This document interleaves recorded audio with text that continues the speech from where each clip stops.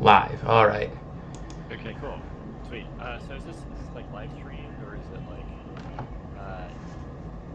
Yeah, uh it's live streamed. It's live streamed. Hope you don't mind. Hope you don't mind. oh Um, sweet.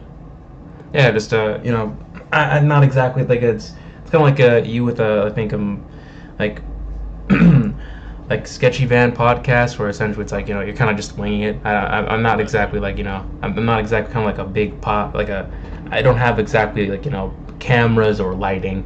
That's It, cool, man.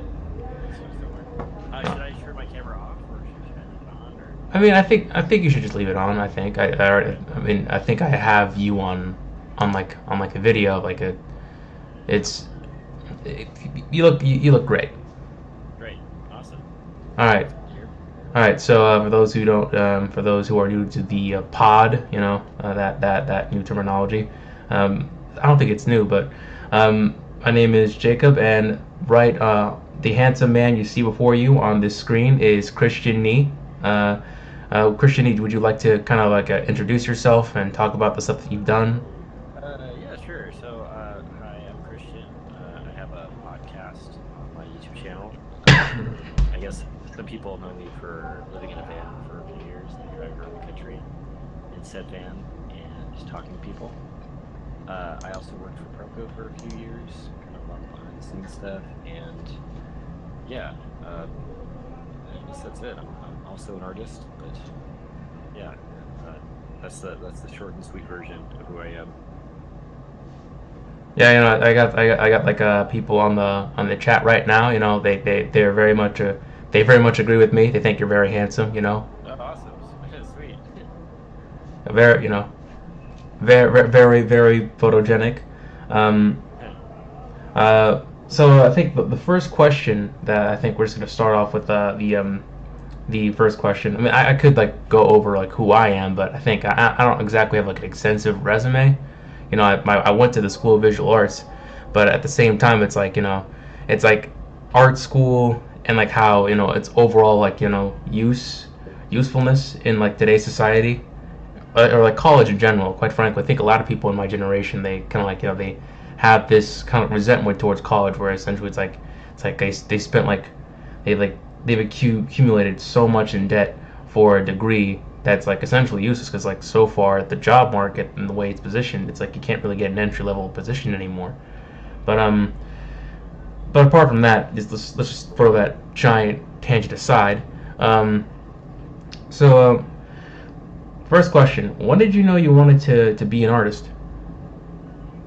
I don't know. I feel like I don't even know right now. I mean, I think it's like I think of questions like that for myself, and the story that I might tell is something like when I was a kid, there were a few key people that were very kind to me that and encouraged me to go to figure drawing classes and to take myself seriously with that, to try to treat it like something that uh, like every step of the process, trying to act like a professional,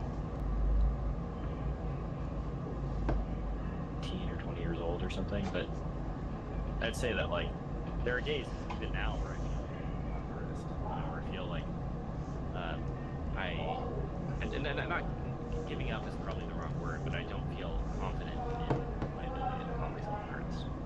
Hmm. Um, and the reason I'm saying it that way is I think that like it's like a daily decision I have to make to be like, yes, I'm going to try to do something creative. Oh, it's kind of like it's kind of like I don't know it's kind of funny. Like I think way back in COVID, I don't know, maybe it's because like I got really lonely because I was spending it was basically just me inside inside all the time with my parents, and that's not psychologically healthy for a 20 to 21-year-old. But basically I got like really into I think like marriage counseling videos and essentially the way you talk about being an artist is kind of like how like an adult would talk about being married. It's like it's like you gotta wake up and make the decision to it's like, yes, I will love this person one more day, kind of like that. Yeah, yeah, definitely. I think it requires a huge amount of faith because it's like, I think that one, you have to have complete belief in your own ideas and your ability to execute on them, which is already pretty ridiculous. And then you also have to hope and expect that other people will also care about your ideas.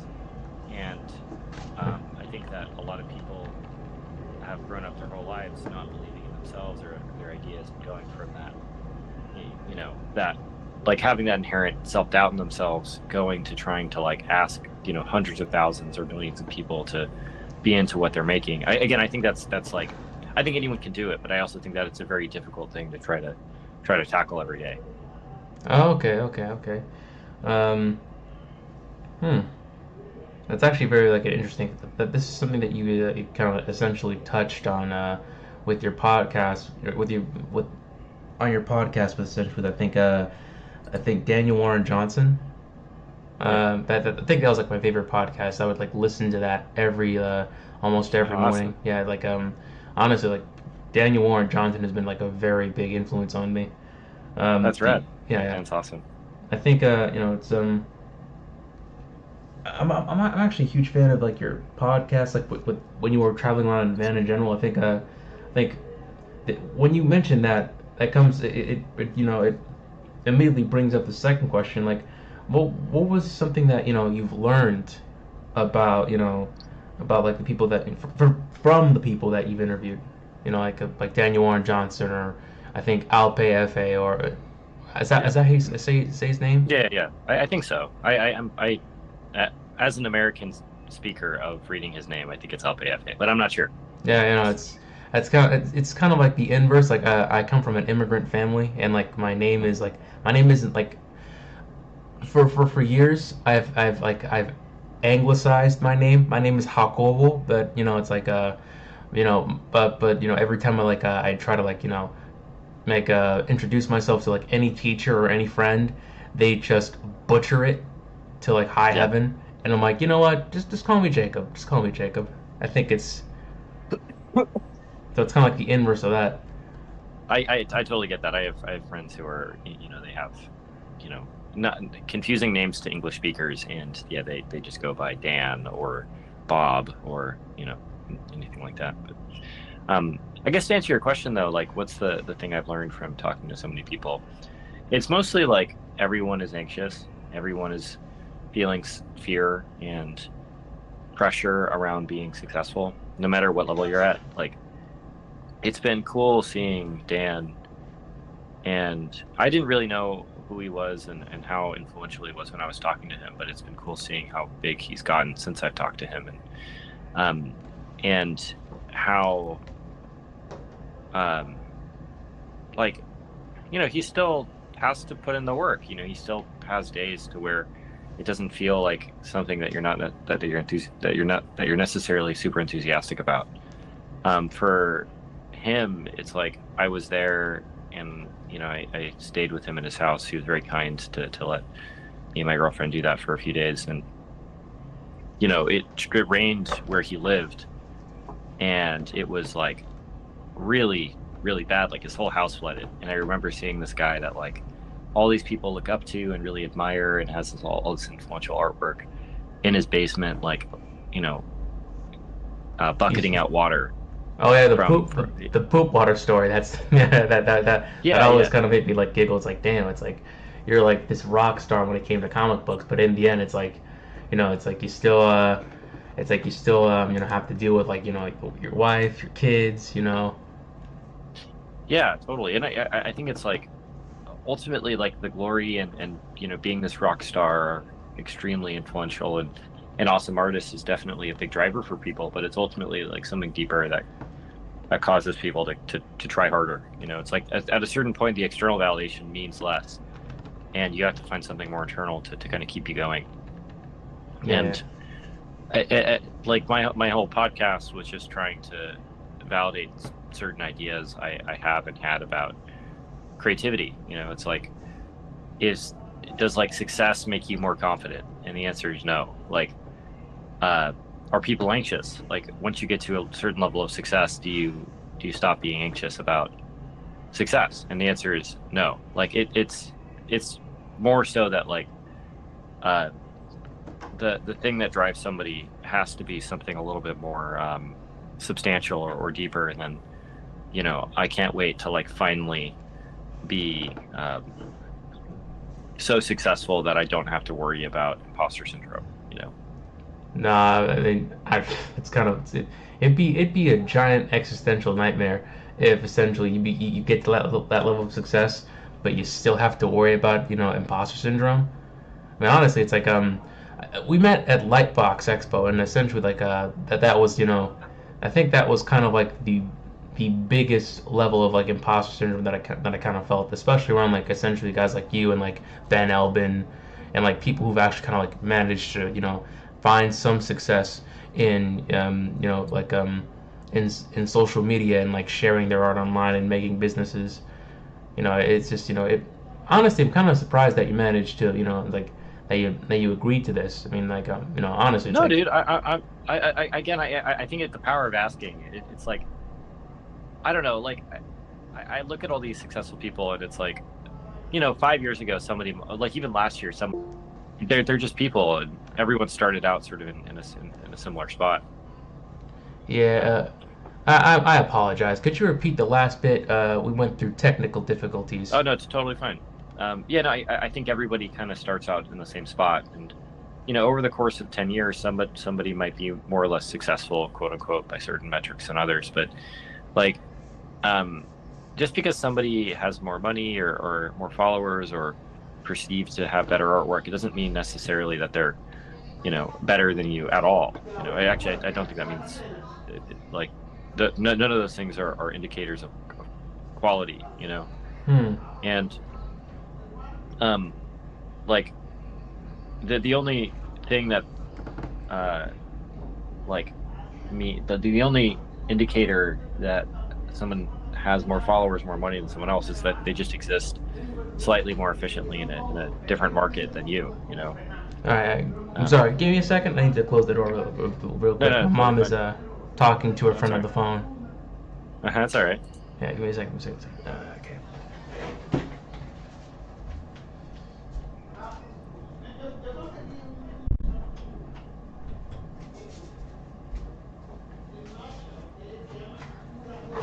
Yeah.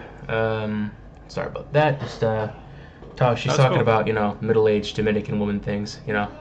That's fine, man. Yeah. Okay. Yeah. This also goes into I think the I think third question. Yep. What was your biggest challenge? Building a YouTube channel or like an internet, like a presence or a business for yourself in this environment. I think it's follow through and like just believing in my own ideas. Like, I think that's like, if you like if somebody's wanting to do anything creative, like have a podcast or do illustrations or make comic books, like everything can be a good idea, just depending on like how well it's executed on. Hmm.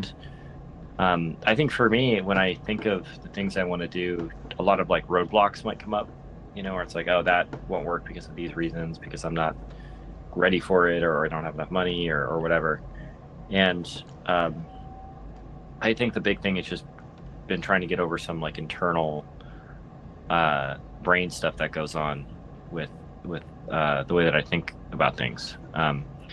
Like there's some people recently who really popped off on YouTube in a way that I'm like, oh, okay, like it's um, it's not necessarily about uh, what you're doing. It matters like how you're doing it and how enthusiastic you are about doing it, and just like maintaining the path and being disciplined and staying consistent. To me, is something that uh, like if I were better at those skills, I think I would be maybe a little bit further ahead than I am right now. Hmm. I mean, honestly, like that's kind of I think that's been the biggest thing that I've kind of just been leaning on, like for like this YouTube thing that I've been doing.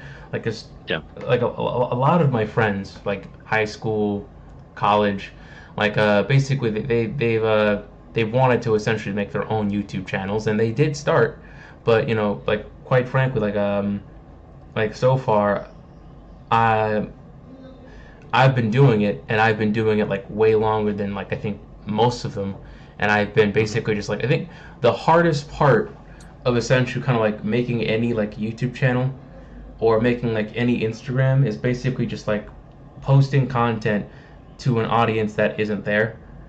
I feel like Yeah. that's kind of like the Goku like training arc for essentially it's like for essentially like anything in this like career path where essentially it's like you're gonna have to basically constantly just put stuff out there, just keep on like make stuff, make stuff, make stuff, and essentially kind of like be okay with the fact that I've just been for the past year and a half I've just been for the past year and a half I've just been just live streaming myself painting shit just every day consistently, and I haven't exactly stopped.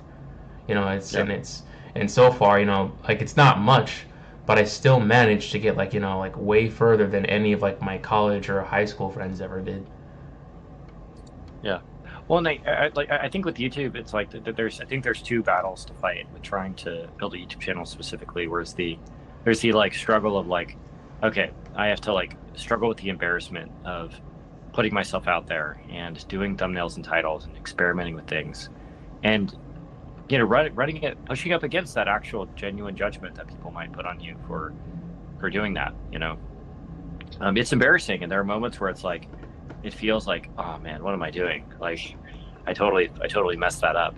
But uh like I guess the second struggle is also like existing within a marketplace where at a certain point, like there is a way of presenting your stuff and editing your stuff to where the more people will watch it as a result of making things for a specific audience or a specific market. um and those two things push up against each other in the sense that you need to stay consistent and you need to like not be so hard on yourself, but you also have to be critical of the way that you're doing things. And then not you specifically, but everybody. um Everyone has to be critical of the way they're doing things to be objective about why their thing could and how their thing could be more successful. um like if someone is going and wanting to be a comic artist, if they're never thinking of the cover, they're only just thinking of the story. They're not thinking of how the characters are relatable, or how the cover might grab people. Even if the story is really great, no one's going to go and pick up that comic book because it just people it's not what people want necessarily. Hmm. um, and in the case of something like YouTube videos, I've talked about this a lot on my podcast, and you might have heard me talk about it before, but like there was a decision for me at one point to where it shifted from me like purely doing things just for the sake of like keeping up that personal momentum with myself to keep that promise and to get over that fear, to like trying to think of the other person that might be watching it, to be like, okay, well, the editing has to be better, the thumbnails and titles have to be cleaner and clearer, the overall message of this thing can't just be like me talking, because it's a little bit like, at least for me, it's hard to sell yourself or to expect clicks unless you're at least somewhat like thinking of what do people expect when they click on these sorts of videos. um and yeah, like I think when it comes to success, like going through and having, I have 30,000 subscribers now. I'm not massive by any stretch of the imagination, but I'm pretty proud of that number just because I feel like it's been me overcoming a lot of like my own personal anxieties with stuff. It's like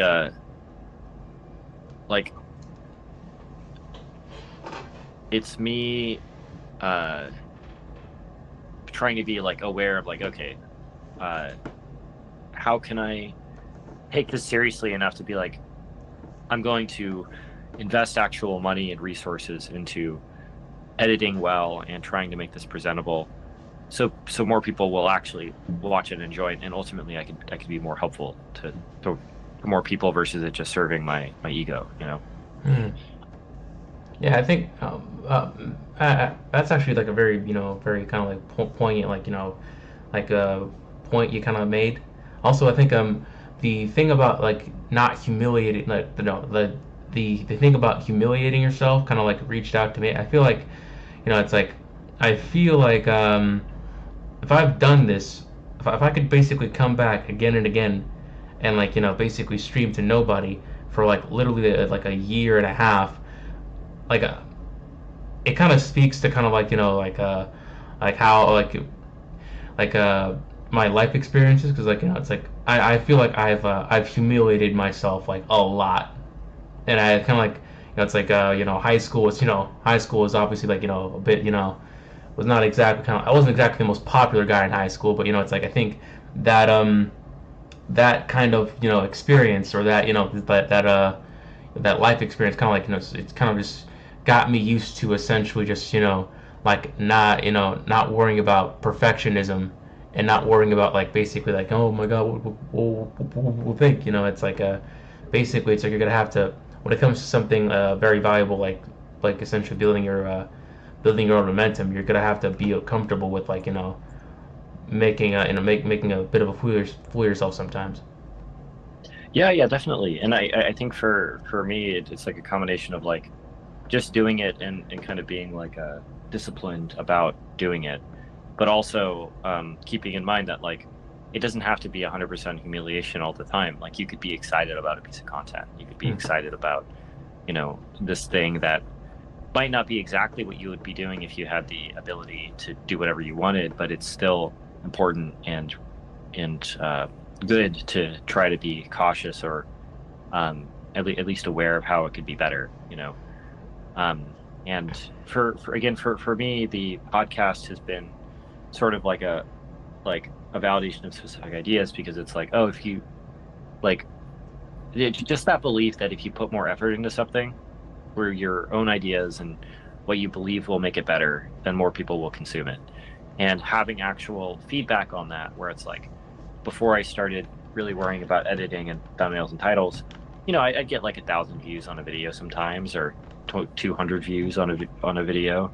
But now it's like my baseline is like, at least, when I feel like I have a good video, is like 5,000 to 100,000. 100,000 being kind of rare. But my last one is like 44,000, and before that it's like 1,000, and then just read off my numbers. Latest videos: 44,000, 3.4 thousand, 1.4 thousand, 19,000, 3.3 thousand, 2.2 thousand, 14,000, 12,000, 2.2 thousand, 24,000.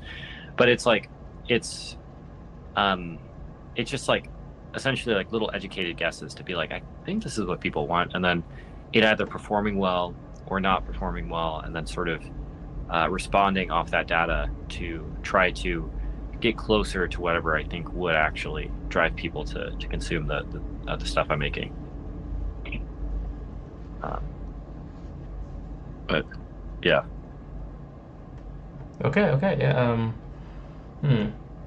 Okay, so I think not only have you essentially like done this done the Sketchy Van podcast, you've also like I think worked with Stanley Prokopenko, which I find I find very impressive. I think Stanley Prokopenko has been like a very like influential like like channel in, or like a, I don't know, like how do you say, like, I don't know, persona, or I don't want to say force because it sounds like a bit too cosmic, but like he was very like influential in like the kind of like the online art community. Quite frankly, like I've seen his Kim Jong-gi video like so many times, and basically it's like the fact that you kind of like you were essentially heavily involved in in their production. It's like it kind of makes me want to prick your brain. Like what have you learned in your time working with Stanley Prokopenko? Like what were like what were your like fondest memories? I mean, I think it just Stan has always believed in me and given me a lot of opportunities to do things, and I really admire and I'm really thankful for that. I think the biggest things that I've learned around Stan is like every idea is worth taking seriously. Like even the ones that are silly. It's like trying to do everything well to the best of your ability is the only thing you really can do. And if you have an idea that you believe in, it's important, I think, not to like talk yourself out of it. And there's so many cases when I was working for him to where there'd be this thing where I'd be kind of a cynical, pessimist about it. And then he would come back and be like, oh, and then this video gets 1 million views or 2 million views or something, and it's really cool and amazing. But again, it's sort of speaking to that, subconscious pessimism that people might have in themselves, to be like, to prevent themselves from going out and executing an idea, and seeing Stan just go and do it and not worry about it, and then it does well and makes money, and and affects a lot of people positively. It's like, oh, okay, like, again, it's more of like, it was more of like an attitude shift for me, or a perspective shift, to be like, um, you could do anything, like you really can. And uh, the things that I did on his YouTube channel, that, like, the videos that did well. Um, I did a sketchbook tour with Rembert Montold that got like 2 million views, and a few other videos that ended up going a little bit viral.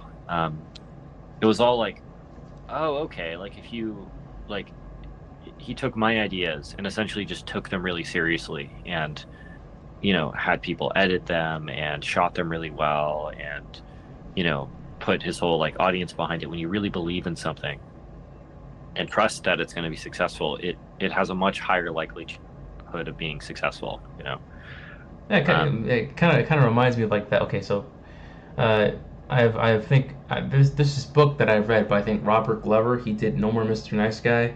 Like, mhm. basically, it's a book for essentially people like, like, with, they have this thing called like the nice guy syndrome, where essentially it's kind of like, the old adage where essentially it's like, nice guys finish last. You see like a lot of these dudes who are down on themselves. Or it's like, it's like, oh, I was nice, but instead she went for the bad. But like, basically just like a, you know, she, like, Robert also wrote this book called Dating Essentials for Men, and basically in this book he detailed, it's like there was a coach of this basketball team, and basically he kind of did a test where essentially he would have them kind of like, train, and then, see how many say points that they would score in, like, in a basketball game. But then, he did something new where essentially he had them visualize positive outcomes, like basically them, scoring 3 pointers, all that stuff.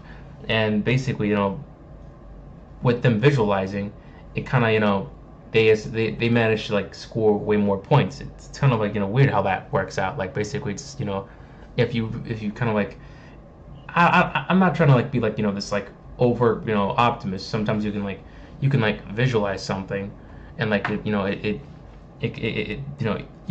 visualize it, this, a lot, and that won't, you know that won't, like, guarantee that it'll come true. But it's like it has a higher chance of it becoming true, and that's. yeah, yeah.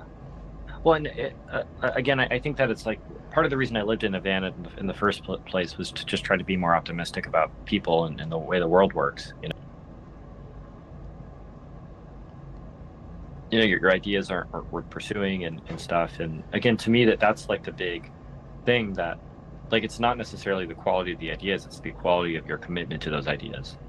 Um, and going through and just treating yourself like you're somebody that you're responsible for helping, and treating yourself like you're worth something, is the most valuable thing I ever got from Proco, because, like, Stan treated me like somebody with good ideas, and because he did that, I think I became somebody with good ideas.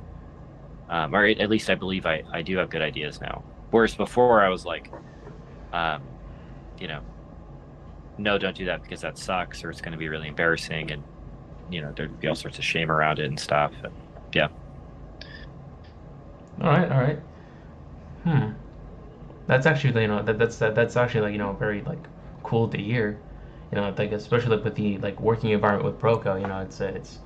Um it's good to hear that, it's like when it, like, there's like in the art industry, it's like, people kind of, like, just lift each other up in that way. That's very cool to hear. I think yeah, yeah. so. Good. I think one big like one big factor in this kind of, like, in having an art career, or building like some like a YouTube channel or any business, is basically kind of like, dealing with failure. It's like, it's like that old Rocky quote where basically it's like, it's not how hard you can hit, it's how hard you can get hit, and still keep moving.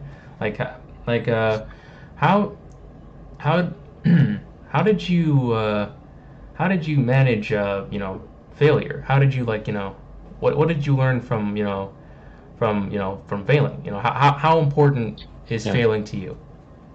I think it's the most important thing, and I think it's like it's more about like reframing what a failure is, because I think that like failure as a failure will make you want to quit and burn out you and burn you out, and understandably you'll stop doing it. But treating failure as like an opportunity to learn a lesson, that's way more important. Like I look at everything that I do, like if I look at my past 5 videos and one of them got 50,000 and the others got 1,000 views, like there's a reason why one video got 50,000 views and then the others did not, you know.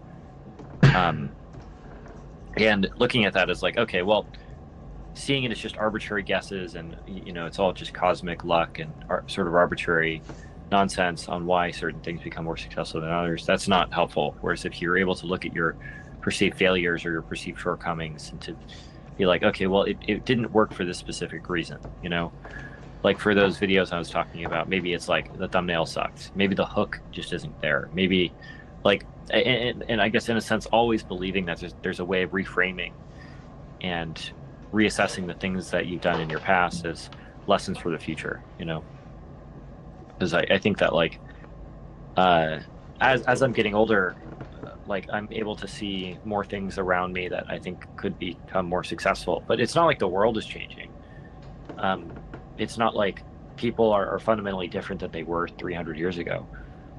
It's just like my ability to, I think, see opportunities and to see like, okay, maybe I could go and start a YouTube channel. Maybe I could go and help people make courses, or maybe I could go and do an illustration. Um, but yeah, again, it's that like the belief that the failures that you're again the perceived failures that you have some like their data versus it being a waste of time. All right, all right, all right. Also, like one thing that I that I like the most about your sketchy van podcast was basically the idea, like not the idea, but like it's like the fact that you kind of you went cross country, you lived in a van for a while. You know, I like basically like living in a van for like a long time. Like you can't like you've had to have like like a lot of interesting stories dealing with like with people or like traveling. Like, do you have any like interesting like like van stories? Yeah, I mean, I've been to most states. I've been to like 48 states or something, and yeah, I don't know. I'd say that like it's just uh, nothing too crazy, which I think is also pretty crazy. Like it's pretty normal. It's like I think that uh, when going and doing something like that, there's that hope and expectation that life is going to be, or that fear maybe, where that life is going to be drastically different. That like um, you're going to be in all sorts of crazy, dangerous environments or situations to where you're having to like run from the cops or something, or someone's chasing you down or hunting you down. You're being mauled by like wolves, but it's really like pretty chill. Like people were always very kind. I traveled all through the South and through the Northeast of the United States, and everywhere and across the board. Yeah, just experienced like everyone was very welcoming and very kind. Like there are very few instances to where I felt like uncomfortable or afraid. Um, but yeah, No, well, damn. Okay, it's that like I don't know, cause like I think your experience living in a van and going all through all like 48 states is kind of like just been the opposite of my lifelong experience going through the MTA. Yeah, just a lot of homeless, a lot of like it's a lot of subway fights. I think one time during college. Actually, no. I think I have two very interesting subway stories. I'm not sure if like you'd like to hear any of them, but like essentially, like here's one. Basically, one time during high school, I was kind of like I was commuting home, and I was basically sketching people on the train, and I was like okay, it was I thought it was gonna be a normal day. Then I saw another man, basically sketching on his sketch pad, and I was like, you know what, hey, another artist. I could probably sit next to him, show him my stuff, have a good time. Then I sat next to him, I sketched next to him a little bit. Then I was like, hey, okay, wanna switch, you wanna switch sketchbooks? And he was like, okay. We switched sketchbooks. He flipped through mine. I flipped through his. And basically, at first I saw like a sketch. I saw like a sketch of like say like a nude woman, and I was like, you know what? Okay, Yeah. he's an admirer of the female form. But over time, they got more raunchier and raunchier. And at this point, I was like, I was like, just steel faced, and Oh, jeez. I give it back to him, and basically it was like, hey, watch this. Then he immediately turned to a mother and her daughter, and he sketched the mom nude, and he showed the mom, and basically through the entire the entire moment, it's like I could just feel the discomfort with the Yeah. mom and her daughter, and then it's like, and it's he came back, he seemed frustrated, and he said, hey, it's like they might think I'm a creep, but I still have the power because I'm gonna use this for personal stuff later. And at the end, it's like after that, I was like, oh god, it's like that story alone just showed me. It's like, yeah, you know what? Maybe I shouldn't talk to strangers. Maybe mom was right. Well, I mean, I think, I mean, I've had my fair share of those sorts of, experiences for sure, but it's like, the reason the reason I'm framing it the way I'm trying to frame it is that I'm trying to like be optimistic about the whole idea of traveling. Because do you live in New York or Brooklyn or something or? I live in New York. I live in Manhattan. Okay. Basic. My cousin lives in Brooklyn though. I think he's a software engineer for Google. So Yeah. Well, I think that like the reason I'm trying to say it in this way is that I think that um, if your whole world and your whole life is like going through and experiencing things like that, then the belief is that the rest of the world is also going to be like that. But things like that are pretty isolated, I think. hmm. Um, I think that like if you were to go out into the world and stuff, you're definitely going to run across weirdos and run across people who are going to lie to you and steal from you and cheat to get you to try to do something or whatever. And I think the trouble there is to look at the world and to first like just like less naive, but also like honest about what the world you want to live in to be. Um, like if something like that were to prevent you from going out and like experiencing what it's like to go to the Metropolitan Museum of Art or something, then I think that would be like a logical mistake because um, the overwhelming evidence I think for me at least the way that I try to look at things is there's definitely cases like that where there's some creep or some aggressive person that's going to try to rob you or attack you or make you uncomfortable or exert some amount of power over you and control you. But uh, if you just like go to the Met, there's like people that are there that are just there to look at the art. The building itself is extremely clean and well kept, and the world around you is like pretty beautiful. But um, focusing on those like little micro instances where somebody's being like an asshole, it's very easy to get like again nihilistic and pessimistic about the world, and as a result, like those instances where you might be able to go and experience some really cool thing in the world, and to put yourself out there and to um, you know try to do something outside of your comfort zone, the uh, it just becomes harder to do that, uh, and I think that like success to me is very closely tied to optimism and being like yeah, looking at the good side of things versus the guy on the train station that's gonna you know to try and draw naked ladies and essentially sexually harass people. Yeah, yeah, yeah, yeah.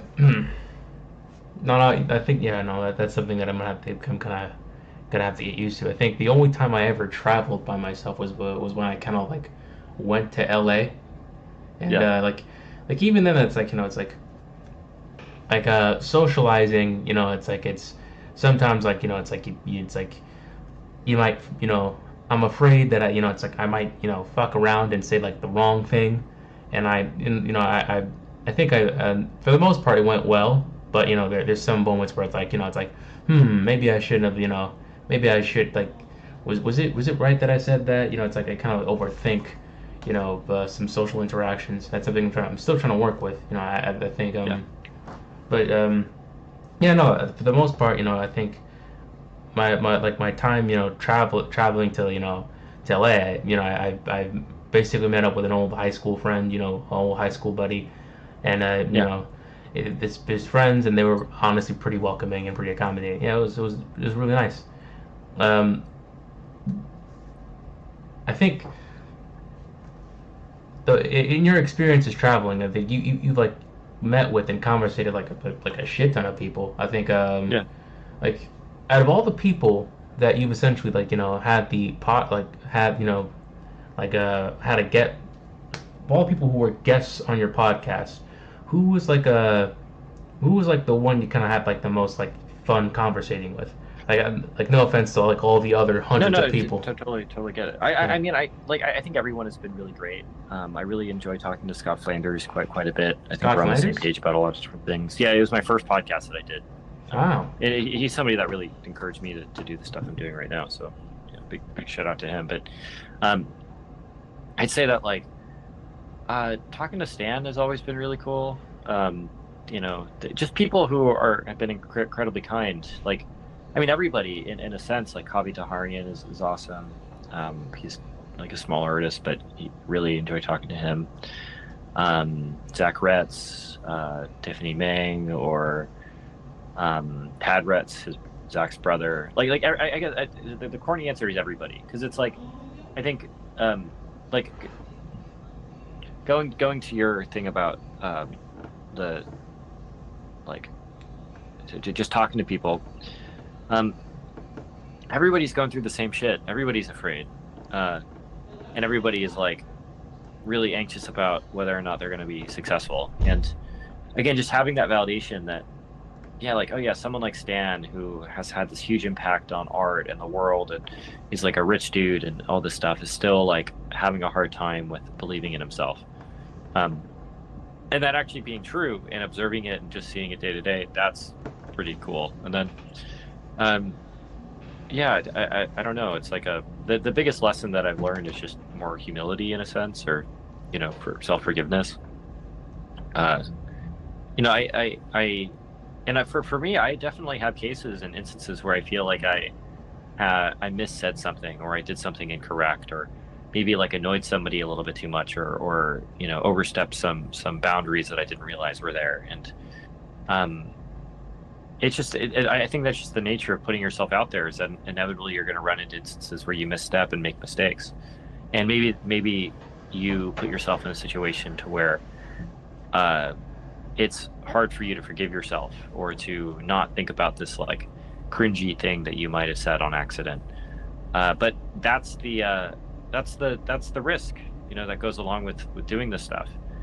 Um, I think going back to that idea of like just trying to take yourself really seriously, and I'm not saying this is something you should do, and I'm not trying to offer unsolicited advice, but if you were to go through and like do these like something similar to me, where you're like going and putting money into cameras and equipment, and trying to take it seriously, like super seriously, like your life depends on it sort of seriously, more people would probably watch. And that's not a reflection of like the quality of the conversation or the content. It's just like when you treat yourself like somebody that can go into battle and be victorious in that battle, like, one, I think that's your only option, and two, you actually might come out victorious sometimes.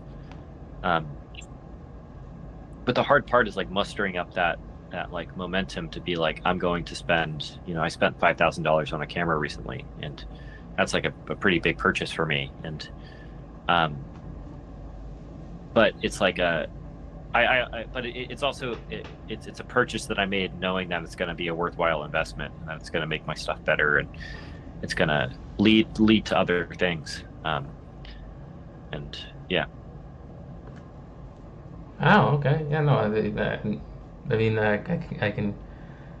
can see what you're talking about. I think, especially with, I think uh, the kind of, like your evolution with your channel, like for, the, from like essentially, like, well, the van to essentially kind of like your newer stuff, where where it's kind of like just taking on the form of like essentially just like a more professionally done podcast.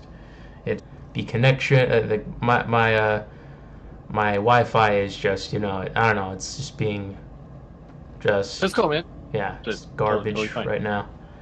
Yeah, Yeah, but totally cool. yeah, no, I think, another question. I think it you talk a lot about essential kind of like, like being an artist in like, in like in the modern age, like say like, 2025, 2026. I think in your opinion, like, with all your conversations with essentially like the most, not, I don't want to say success, but the most like, hardworking, the most like interesting, and of course successful artists, did today, like what is the biggest challenge facing artists like in the modern era, like because quite frankly I think I've heard from like a lot of people. I think like I think Dave Raposa said like essentially kind of like with generative AI so far, the like it feels like say entry like companies have essentially kind of like, just like entry level jobs were kind of like the ladder that, basically new people would essentially kind of like use to, build up a career. But with these new technologies, it just feels like these, these giant corporations just, Yeah. they kind of like kick the ladder, and they can't get up. Like what is in your opinion, what is the biggest challenge like facing, I mean, I think it's the same problem that's always been there, which is just like being like believing in yourself. Because it's like I do self agree with belief? that it's harder to get into it with AI. That's true. But I also think that that's just like a change in the market. It's not like um there aren't other opportunities to try to throw yourself at to try to solve. Like it's harder to be someone who draws only images as the thing that you do. It's just like that's just the truth of it. But also there's like other things that come up and will come up that will like lead to other opportunities and other ways of going about it. To me, the largest problem um, that people run into is like more existential problem of like, you don't have that much time on the planet. Like even beyond AI, even beyond finding a job, that's a more macro problem of your own mortality, Hmm. where eventually you are going to die and you're going to have to like contend with that, and you're going to suffer, maybe get sick, and all these different things. And um like somebody getting a junior concept artist job is like the least of their problems, honestly. It's like that's just like one thing of many things to try to contend with. um and the more that you accept that, and the more that you zoom out, and the more that you try to put things in context, sure, AI is like affecting the industries and how things are made, and you're going to have to like adjust to that to pay the bills. But also like it was never really about that in the first place. It's not about making money. It's not about like trying to get clout. It's about doing the things that you really care about and want to do. And sure, like existing in a community and communicating ideas with your art, that's also very important. And there's all, I'm not trying to discount the value of that, but I think ultimately like the uh the way that I try to look at all this stuff is like um the odds are always against you if you believe that they are. Hmm. And again, going back, you shouldn't be doing in the first place. Like I and I'm speaking of that from experience. Like I'm not particularly drawn, or I don't feel inspired by going and like doing a bunch of design work for video games. I'd way rather just do my like silly little podcast where I talk to people and try to be existential and try to figure out how all this stuff works. And um like and that's like me going out on a limb, following a different path than what other people might be following, but it's still a path that you can go try and do. If someone is trying to be a professional artist, like sure, like going and getting an internship at a video game studio is harder, but it's also way easier to go and start a YouTube channel. It's also way easier to go and like make your own short film. It's also way easier to go and do any number of things just because there's way more access to tools. Um, and I think in general, it's like it's important to be aware of AI and how it's going to affect the future of production and the market, because that's just good business and it's intelligent to go and do. But if anyone is using that as a reason not to try to do things, like there are things all the time that I see that are made that are brand new that I'm like, oh, that's a really interesting idea. And it's really entertaining and it has nothing to do with like great draftsmanship, or it is great draftsmanship and AI would have made it lame, you know. Um, for me, I still consume a lot of artwork and a lot of things from people that's hand drawn. Like I prefer that. Um, and yeah. Hmm. Yeah, yeah. No, I kind of get like basically it's like it's kind of like just I see basically posts on Twitter, and essentially just it's like a lot of there's like a lot of just AI slop there, like, and it's like there are people in the comments where it's like it's like Jesus Christ, like they're like more of this. It's like it's more AI can it's like they're kind of like getting more and more and more tired of this, and that kind of gives me a bit of hope when it comes to kind of like say like more indie productions, like a lot of No. like especially with with this like indie animation and what's going on in the crowdfunding scene when it comes to comic books. Like essentially, it's like it's just it's for years just like people kind of like people kind of been like creatively under the thumb of these massive corporations, and like you kind of like I think you're very familiar with this with kind of like with your talk with Los Protasio, and like how he talks about basically like his experience like with like founding Image Comics and how that kind of it's like, and basically I feel like what's happening with Image Comics is happening more kind of like on a macro scale, with essentially just like indie productions, and it's like basically just I don't know, betting on on yourself and having the tools to essentially like you don't exactly need to be like a a big big animation studio to kind of like make anything. You could just you could either just do it by yourself, or you can like it could just be you and like I think six other people, and that's Well, enough. it totally, and trying your best and trying to take it really seriously. Like if you're going to do an interview or an animated short or whatever, doing it the best you can. Like I know a couple guys who do you know Flash Gits Yeah, of on course. YouTube? No, Yeah, yeah, yeah, no. yeah. They dominated my teenage years. Like their their racist Mario was something that me and my old high school friends would just giggle over like children.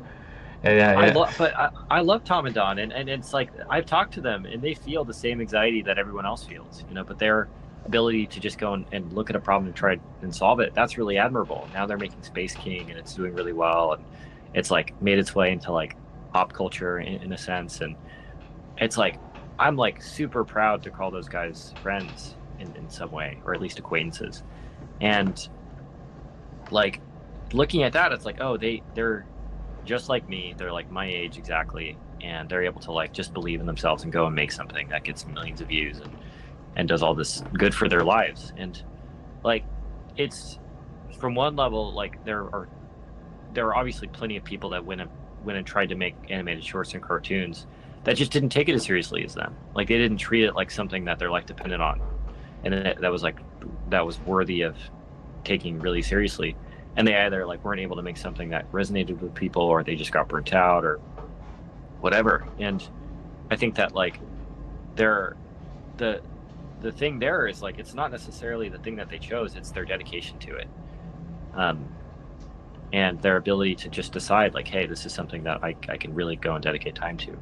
Like I think a really interesting exercise that I try to do for myself is like, while I'm doing something or in post, like try and think of ways I could have done it better to have, or better, differently, to have it reach more people, you know.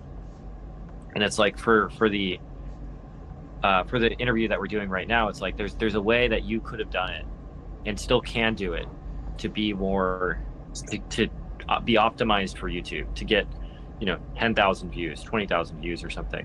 Yeah, yeah, have a better You don't internet know how. connection. Sorry. No, I was making a joke, like, it's like, yeah, number one, have a better internet connection, you know. Well, there's that, but it's also but there's a set of things that you could do in order to like try to have it be more appealing to more people. And I don't know what that is. I'm guessing, I have an idea for what I think that is. I have an idea for what might this make this interview a little bit more appealing to a wider variety of people. But you don't know until you try it. You don't know until you're like, okay, this is my project for the next month. I'm going to try and make this video as good as I possibly can. And if you do that enough, and if you push through the self-doubt and the anxiety, eventually you'll be right. Eventually you'll be like, oh, those decisions I made actually led to me getting more attention or more views on whatever content I'm making. For me, I feel like my ideas have always been the same. It's just my capacity for belief in myself. Like, I'm meeting people that I really admire and look up to and are taking me seriously and treating my ideas like good ideas, or I'm going and doing things that are being seen by tens of thousands of people on my YouTube channel, or all this different stuff that's really positive. But it's not necessarily like I didn't have those ideas before. It's like, now that I'm older and I'm just like, fuck it, I don't care, I'm gonna do whatever I want, then I'm able to like, oh, okay, I see how this works, and yeah. No, okay. And have you ever, like, do you know Meat Canyon? Yeah. Oh, No, really? I don't know him personally. Oh, I know Tom and Don, but I've never met him. oh, because I'd like to at some point. He's a cool. Seems like, yeah, no, I like, admire the stuff he makes. yeah, I kind of admire the fact that it's like he also, like, when it came to kind of like just animation, like he's a bit older than Tom and Don. I think I think recently he made an Instagram post, and essentially he's around like the age of, like, I think 40, and Yeah, yeah, and basically oh, it's like you've gotten into this a bit later, and like you've managed to kind of like, even like, in your, I think, older age, and despite the fact that you also like possibly had like, responsibilities, like, say, like a job in construction, you managed to kind of like make the time to essentially kind of like, basically, focus on your craft and make something of it, which I find like insanely kind of like, like a, admirable and relatable. I think basically this is a artist. Do you know his name? Brad Rigney? Hunter. Oh yeah, I've talked to Brad a couple times Oh, actually. really? How was he? He's awesome. Yeah, I like Brad a lot. Yeah, because like basically like Brad Rigney was like his work is just, it's very inspirational for me, especially like his life story, where essentially kind of it's like he didn't exactly get in the game like, very young, like, say, Dave or Dan, or like, or any other person in, like, say, concept art.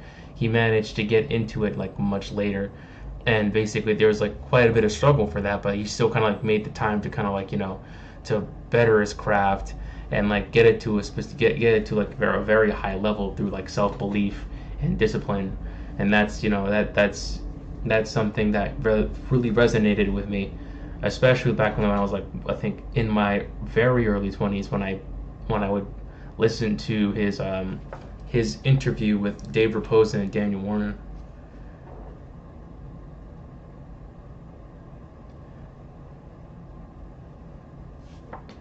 Long pause. All right.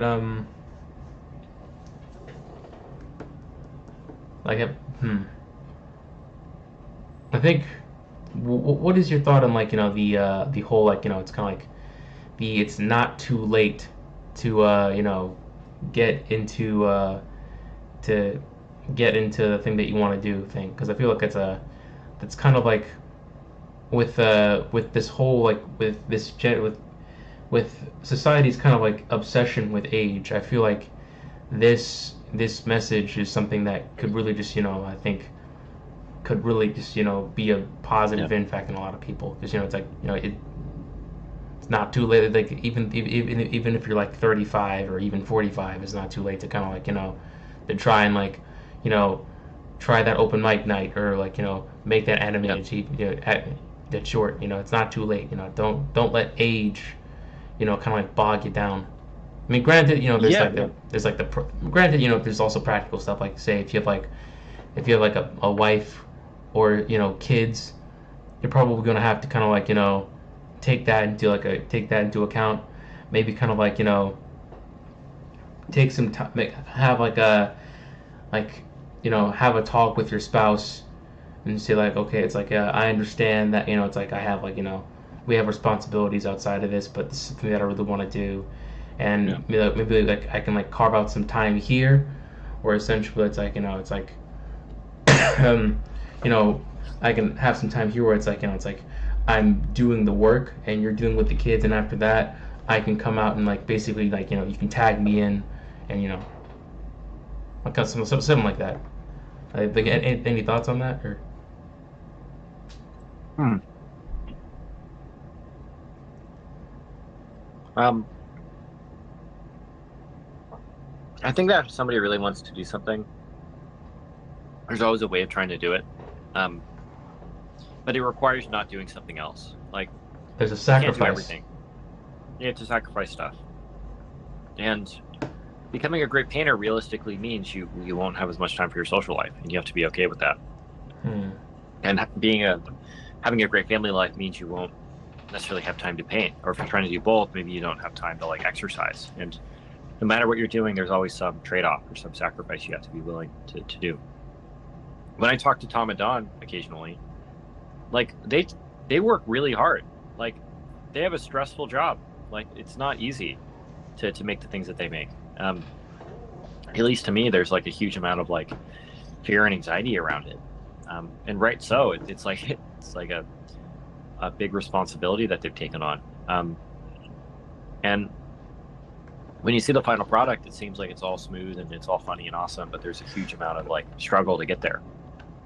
And in relation to trying to make time for things like Hunter, I know that like Hunter at one point was like significantly smaller than Flash gets in terms of his followers, and at one point he just like surpassed them. Like I think they would do like weekly calls to just like talk about how to get bigger online, and then Hunter just like started to pop off and really find his stride with things, and then yeah, he's like twice as many subscribers, and they're still insanely close friends, but still like um he had to like go and find his own way. Um, and with this stuff, it's like the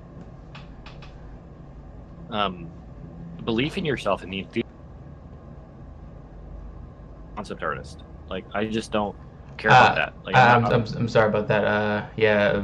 Could you repeat the what you said in the last few seconds? My the thing Yeah. the stream cut out No, a no, bit. no, totally fine. Yeah. Um, yeah, I don't really care about being a concept artist, or I don't really care about like doing certain things. So I'm not going to put in the work to go and do to be good enough to go and do those things at the level I need to be good at for them. But there's other things I'm willing to put the work in for. Um, and I think that like for Flash Gits or Tom and Don, they just really like making really crass and funny cartoons. That's the thing that they're willing to like go and put a lot of effort and time into. Um, and maybe they would have been successful at something else, but like them going and choosing a path that might be more efficient, quote unquote, might have been the worst path because they might not have actually had the chance to go and be more successful at it. Um, and like I think that if somebody says they can't do something, sure, there's a point at which they physically do not have any more time in a day to go and like draw more or to make more music or to sing more or something. That like if somebody really wants something, they will figure it out. Like I often ask myself and I ask other people, like, if you really want to paint, like, well, how much time are you spending on your phone? Like, is it an hour a day? Is it 45 minutes? Like when you first wake up, what are you doing? Are you looking at your phone? That's time that could be spent making the thing that you just say you don't have time for. How many TV shows are you watching? Like, are you watching all of Game of Thrones? Are you watching all of Succession? Like, are you keeping up with the things that are coming out? It's like, okay, well, that's time you could be spent doing the thing that you say you don't have time for. And when you break it down, maybe you have an extra 100 hours a week that you're spending doing things that are unrelated that could be spent doing the thing you say that you really want to go and do.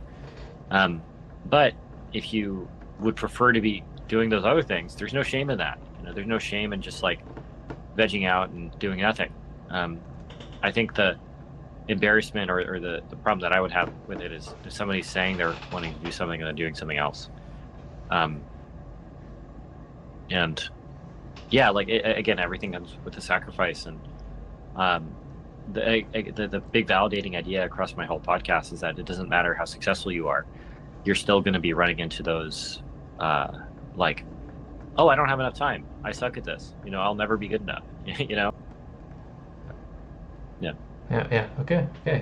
Yeah.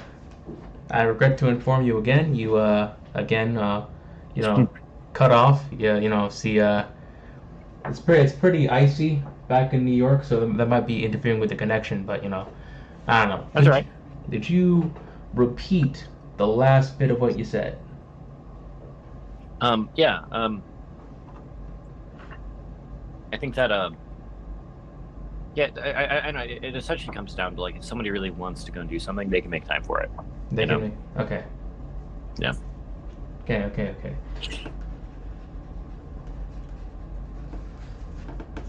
Okay, so now that we're talking about Tom and Don, like say have you ever had like you've had conversations with them, right? Like Yeah. like what is something that they've said that stuck the most to you? I remember sitting with Tom in my van after I'd done a podcast with Tom and Don, and Tom was like, Kristian, I appreciated the conversation, but you have to do a better job with your audio because this sucks. He's being very candid with me to be like, if you want to take this stuff seriously, you're gonna have to like care, like it, like just taking it seriously, like not being like nice about it, just being like, hey man, this stuff is important. Like I'm trying to, like, I don't want to sound like an asshole, but like, yeah, like Kristian, you have to try and do a better job. And I was like, okay, like he didn't say that exactly, but he was like, yeah, like quality does matter. And yeah, like if you're not willing to go and put in the effort for something, then it's like it's going to be reflected in the reception of the thing. And yeah, that's pretty much it. Like again, they live their lives just taking everything really seriously. Like and it's like taking fart jokes really seriously because it does seriously matter. All right, so basically, okay, so wow, for like, I'm actually kind of like, I'll for most of like my college years, I've been like tuning into their podcasts, like Cream Coup with Meat Canyon. They basically make a joke out of just everything, but the fact that it's kind of surprising that it's like on the in their personal lives they kind of like take their career, like they take everything so seriously. Like Well, even it's their livelihood. They like they have people that work for them, and it's like they're really funny and they're like very kind, generous dudes, but they're also like, if they fuck up, somebody can't pay their rent, like people rely on them, and it's like it's important to take this stuff seriously, because if you don't, then like what is there to take seriously? And yeah, like if you were to talk to them, it's like it's very similar, I suspect, to talking to like Matt Parker and Matt and Trey from South Park, where it's like, sure, they're very funny and they seem kind enough. I've never met them, but like they have millions and millions of dollars on the line for every episode that they make of South Park, and if something is bad, then they don't get the ratings, and then they aren't able to pay the bills, and then somebody loses their mortgage, and hmm? Oh, sorry. Like no, like they take everything seriously. I feel like I think that's kind of like just I think that's that's something that kind of like sticks out to me because like I think right now we kind of like live in this age of like it's like I don't know, maybe it's kind of like maybe it's because of the internet, or maybe it's because like of like the like unprecedented times we're in, like essentially just like we went through like you know we went through like a pandemic. Now we're kind of like going through essentially kind of like what some people equate to like I don't want to seem alarmist here, like a hostile government takeover, subs like it's like a lot of people they kind of like they they see what's happening on the news, and granted I think that reading like watching the news is something that is not psychologically healthy for most people, seeing as how divided everything is. But essentially it's like I feel like this air of sincerity and like and like relying too much on irony is something is that is kind of like it's it's something that is making everything like worse off for it, like including artistically. I feel like we should like be as sincere as possible in like of course there's room for irony and jokes, but like at the same time it's like it's like you know we're like this we have one life, and it's like you know we're we're all in some extents and purposes for all that we got, and to not take this seriously would just be would be kind of like a waste Yeah. yeah, in my eyes. Yeah, definitely. And again, I do think that the biggest struggle is just seeing yourself as somebody that's like worth really taking seriously, especially with any ideas, and trying to be like brutally honest to be like, is this thing good? Is this thing bad? And kind of being serious about it. Anyways, I should probably head out here in a couple minutes. No, of course, no, no, yeah, no. And to be honest, I ran out of I ran out of questions like That's fine, 10 minutes ago, man. I was man. flying off the seat of That's my cool. pants. That's the way Um, to do it, man. that's the way to do it. Yeah, no, yeah, yeah. Thanks. But uh, as you can tell, podcasts. I'm still very new to this. I think honestly, like most of the time, like I said, most of my journey with this YouTube thing has just been me streaming day after day to no one, well, almost no Mhm. one, and the fact that it's like I don't mean to be a kiss ass or anything, but it's like the fact that you kind of like went out your own way, especially with your own busy schedule, to kind of like to have it hold this interview with like a very just not small, but like like microscopic channel, like an amoeba of a channel, is honestly just is I can't thank you enough, man. You're good, man. And I like it. If there's any advice I can give you, just to keep going. Just Keep keep going. trying to improve, and All right, all yeah, right, all right. don't stop. Um, anyways, man, it was really good chatting with you. And yeah, I guess if you ever want to chat again, just feel free to reach out. Of Yeah. course. Okay. All All right. right. Well, so yeah, I might see a Lightbox at some point in the future. Of course, of course. I'm going next year. It was like the happy. It was like the more like I think I don't want to say happiest, but it was like I didn't. It was like one of the times in my life where I didn't like I didn't like you know it was basically Okay. like the gist of what I was saying was that Lightbox was very fun, and I will be coming back next year. So Cool. Sounds good. Yeah. Well, feel free to hit me up, and I guess yeah, I'll see you then. see you then.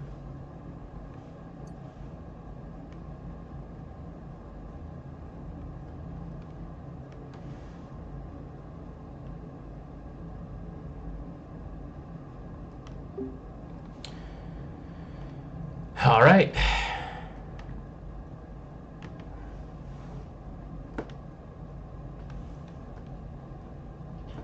We did it. Our first big interview. It's only up from here, boys. Only up from here. All right. Uh, so I'm going to X out. No, I'm gonna dip right now because I have some chores to do. which sounds lame, but it's living with your parents. What can you do? Uh, so I'm gonna leave with the after doing the ritual. Okay, so thank you for coming. I blew all a kiss. I love you, platonically, of course. Let's not get all parasocial up in here. Keep making art. Don't let AI stop you. Abolish ICE.